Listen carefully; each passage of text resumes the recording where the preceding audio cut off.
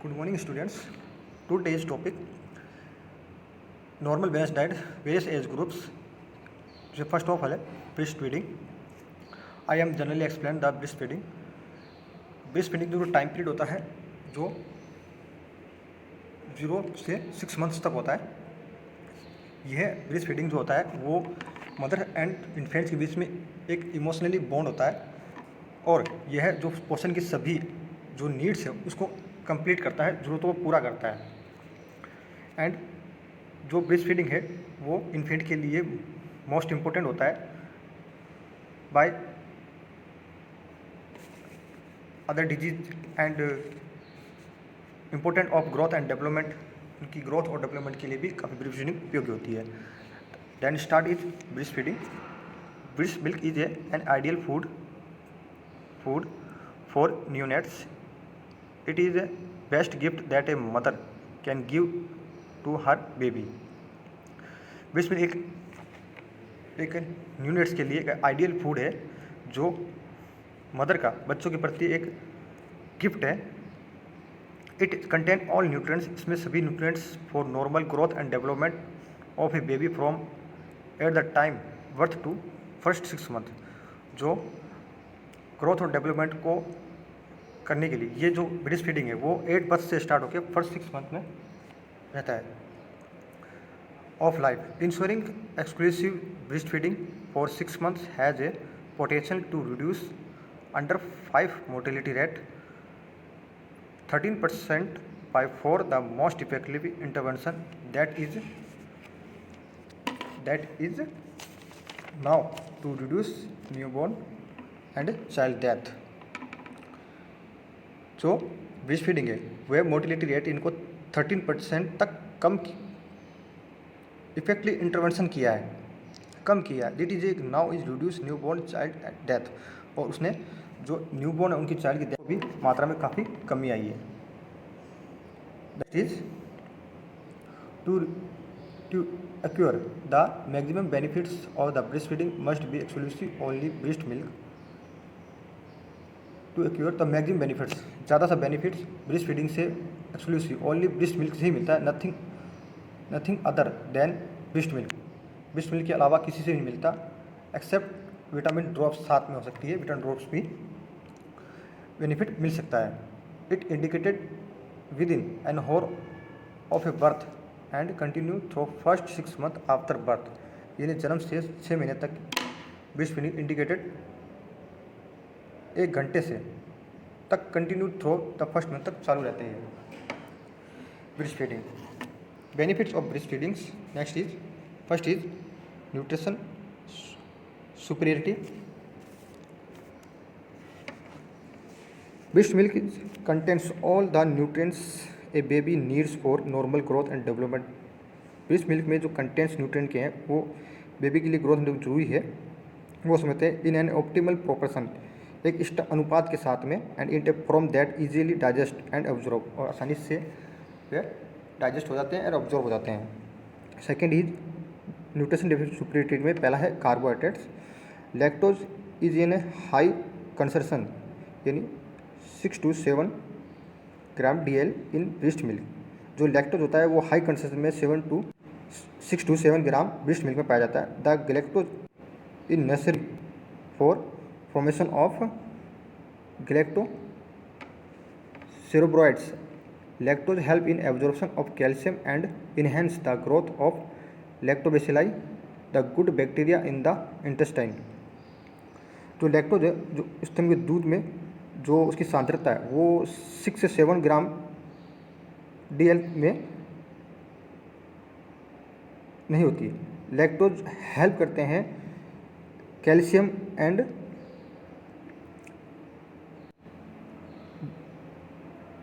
Calcium को and good health के लिए.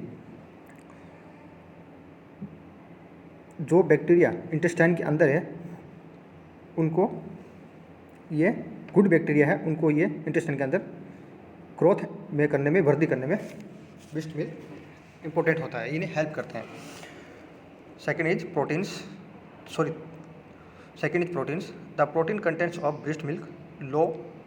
जो प्रोटीन्स कंटेंट्स है वो ब्रेस्ट मिल्क में 0.5 to 0.5 0.9 से 1.1 gram DL compare to animal milk से कम पाई जाती है।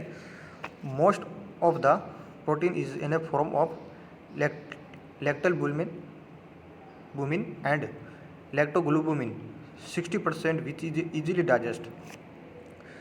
जो प्रोटीन में मोस्ट प्रोबेबली जो 60% लैक्टोग्लोबुमिन होता है वो इजीली डाइजेस्ट हो जाता है। Immune milk contents amino acids के कुछ लाइक्स जैसे taurine and cystines which are a necessary for neuro transmission के लिए नेसेसरी होते हैं एंड न्यूरो मॉड्यूलेशन के लिए। These are lacking in cow milk and formula. ये गाय के दूध में नहीं मिलते। जो प्रोटीन होते हैं मोस्ट प्रोबेबली उसमें लैक्टोग्लूबिन एंड लैक्टोग्लूबिन 60% विद इजीली डाइजेस्ट होते हैं ह्यूमन बींग कंटेंट्स में। जो अमीनो एसिड्स होते हैं ट्यूरिन एंड सिस्टीन वे नेसेसरी होते हैं न्यूरो ट्रांसमिशन के लिए एंड न्यूरो मॉड्यूलेशन के लिए। The next is fats. Breast milk is a rich in polyunsaturated fatty acids necessary for the myelination of the nerve system. यानी जो ब्रेस्ट मिल्क में जो पॉलीसैचुरेटेड फैटी एसिड्स है वे necessary होते हैं माइलेशन यानी नर्व सिस्टम को माइलेशन करने के लिए। It is also contents omega 2 and omega 6 very long chain होती है फैटी एसिड्स की which are important for the formation of prostaglandins and cholesterol. जो प्रोस्टोग्लैंडिन्स एंड कोलेस्ट्रॉल बनाने के लिए फॉर्मेशन करने के लिए इम्पोर्टेंट होती है। Fourth is vitamin and minerals. The quantity and bioavailability of vitamins and minerals is sufficient to the needs of the baby in the first 6 months of the life. जो quantity होती है bioavailability vitamins and minerals की वो sufficient होती है, ज़रूरत होती है फर्स्ट 6 months में विटामिन एंड मिनरल्स की। Next is water and electrolytes. Breast milk है जो water content for 88 and hence the breast feed baby. जो ब्रेस्ट मिल्क में है 88% जो वाटर की कंसिस्टेंसी है वो पूर्ति करती है। Baby does not require any additional water. Baby को आगे ऊपर से कोई एडिशनल वाटर की जरूरत नहीं पड़ती क्योंकि जो ब्रेस्ट मिल्क होता है उसी में 88% वाटर कंटेंट होते हैं समर मंथ, जो कि ड्यूरिंग समर मंथ इन गर्मियों में जो कि उस वाटर की पूर्ति करते हैं। Second is protection against other illness. Breastfed babies have a lower risk of allergy, ear infections and orthodontic problems. Breast feed के दौरान काफ़ी रिस्क रहता है, लोअर रिस्क एलर्जी की रहते हैं, ईयर इन्फेक्शंस एंड ऑर्थोडेंटिक की रहती है। They have a lower risk of diabetes, heart disease and lipoma in later life. और ब्रेस्ट मिल्क से हमें प्रोटेक्शन, अगर अदर इलनेस में हार्ट डिजीज है, डायबिटीज़ है, उनसे भी हमें काफ़ी प्रिवेंट यानी सुरक्षा प्रदान करता है breast milk. Next is mental growth. जो बेबीज़ की मेंटल ग्रोथ है उसको ये IQ जो लेवल है उसको ये बढ़ाता है ब्रेस्ट मिल्क से। Babies who are a breast feed are a better bonded their mothers. Babies और ब्रेस्ट फीड मदर के बीच बेटर बॉन्डेड है। Studies have a show that babies who were breast feed had a higher IQ than a those babies who were given other forms of milks.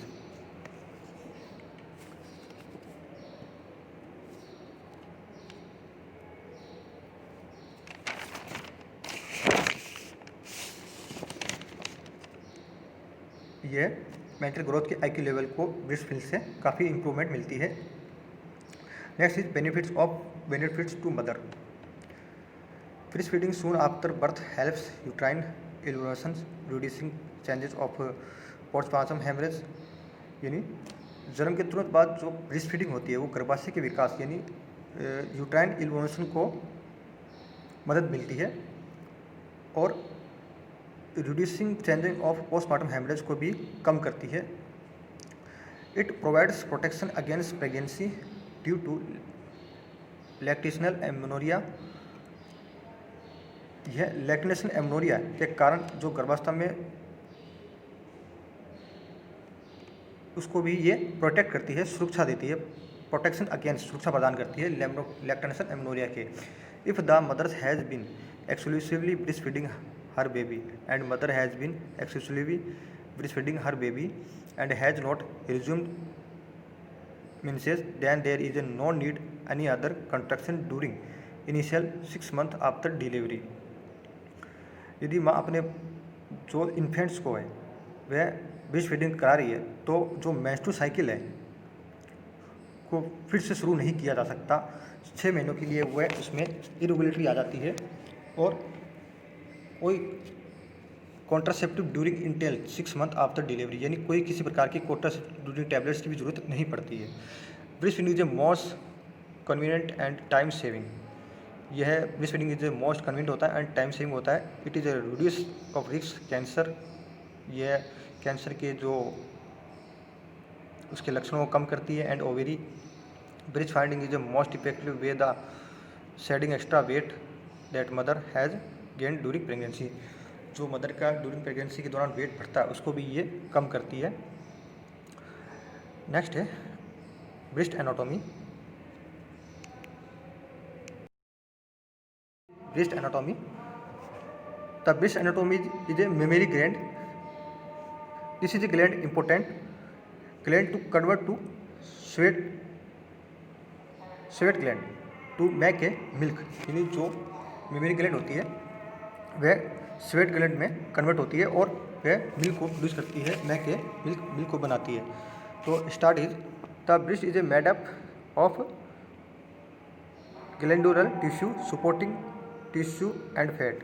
जो breast है वो एक glandular tissue के and supporting tissue and fat से बनता है। The glandular tissue consist of the small cluster of sac like spaces which produce milk. यानी जो ग्लैंडुलर टिश्यू है वह एक कंसिस्ट टू स्मॉल क्लस्टर गुच्छे के समान एक थैले के समान जो मिल्क को प्रोड्यूस करते हैं, बनाते हैं।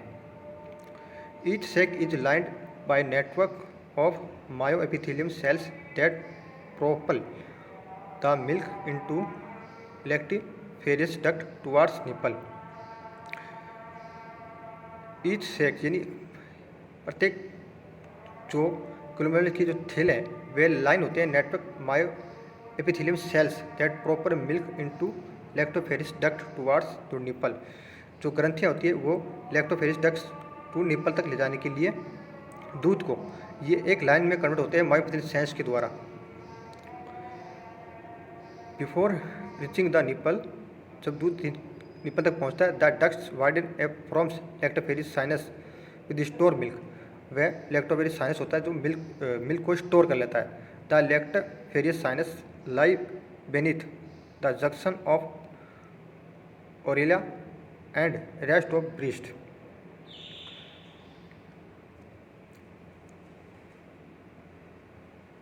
जो लैक्टोफेरिस साइनस होता है वह एरोला जंक्शन के नीचे और स्थित के बाकी हिस्सों में स्थित होता है। The areola and nipples are extremely sensitive होते हैं as they are supplied by rich network of nerve ending. जो एरोला और निपल्स है वो एक्स्ट्रा सेंसिटिव होते हैं, supply for rich network nerve ending के लिए। इसलिए on the areola there a small swelling of the glands which the produce only fluid to keep the nipple soft. जो small swelling glands which the produce oily fluids को produce करती है जिससे इन जो nipples है वो स्मूथ रहते हैं। Since the lactiferous sinus lie beneath the areola a baby must suck the nipple and areola. जो एरोला को सिंस द लैक्टोफेरिस साइनस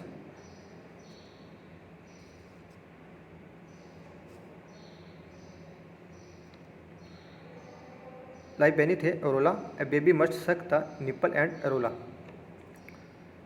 बच्चे को जो निपल है वो एरोला को चूसना, स्तनपात कराने वाली जो साइनस ग्रंथि है वो स्टोर करती है मिल्क को व्यक्त करने के लिए शिशु को। जो gum line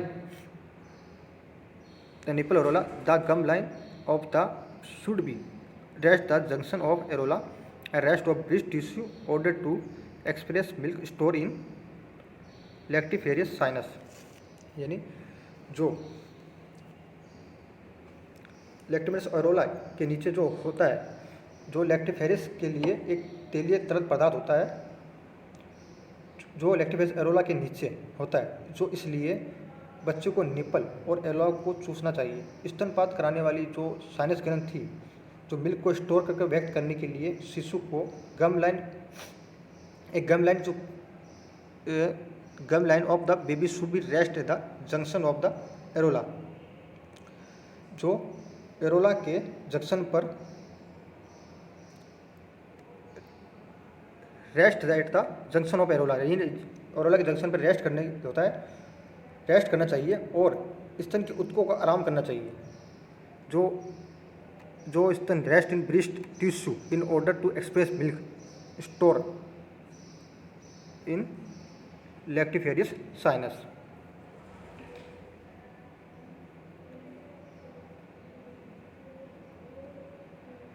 Next is structure of the breast.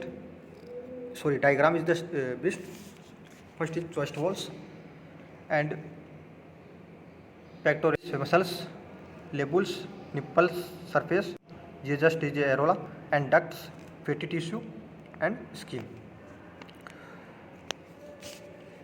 Today is topic breastfeeding. Breastfeeding can be explained. Breastfeeding anatomy.